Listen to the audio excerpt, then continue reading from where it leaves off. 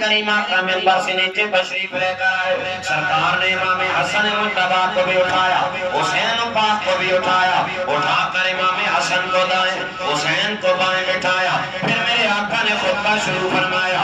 اب بات سمجھئے گا، میرے آقا نے دوبارہ خطبہ شروع کیا ہے، جو میرے نبی کے دار والے ہیں وہ قدموں میں بیٹھ کے خطبہ سن رہے ہیں، جو گھر والے ہیں وہ گود میں بیٹھ کے خطبہ سن رہے ہیں۔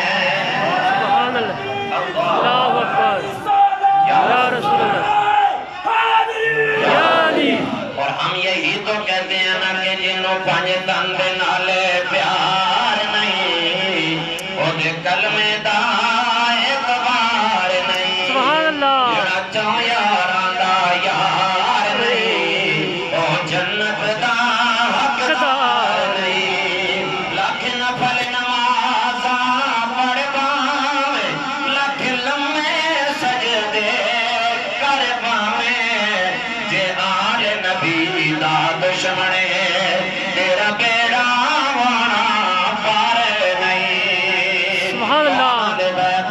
میرے دوست تفسیر در منصور کے اندر بھی موجود ہے، کنز العمال کے اندر بھی یہ روایت کچھ ملتی ہے۔ کون آلِ بیت؟ جب عیسائیوں نے نجران کی عیسائیوں نے مبالغ کی دعوت دی، میرے کریم آقا نے فرمایا ندعو ابنانا وابناکم ونسانا ونساکم وانفسنا وانفسکم ثم نبتہل فنجعل لعنۃ اللہ علی الکاذبین۔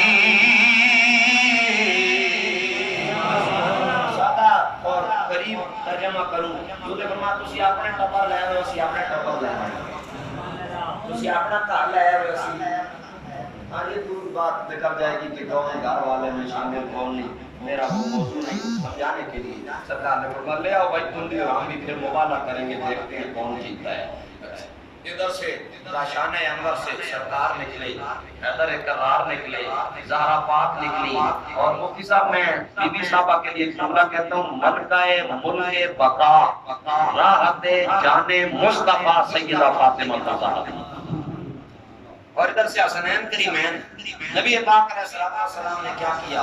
سرکار علیہ السلام نے انہیں اپنی چادر تطہیر کے سایہ میں دے دیا، اور سرکار نے کیا فرمایا؟ اللہم آولا آل بیتی، اے اللہ یہ میری آل بیت ہے، فَذْهَبْ عَنْهُمُ الرِّجْسَ وَطَهِّرْهُمْ تَطْهِيرًا، اور کما کار فرمایا ان سے ناپاکی کو دور بھی کر دے، اور انہیں ایسا تطہیر سپرلیٹو ڈگری ہے، علماء جانتے ہیں اس سے آگے کوئی لفظ ہے ہی نہیں جو آل بیت کی شان ہے مصطفیٰ کی زبان سے نکل سکتا ہے۔ فرمایا انہیں ایسا پاک کر دے کہ ناپاکی اس گھرانے کی طرف روٹی کبھی نہ جا سکے۔ اب جناب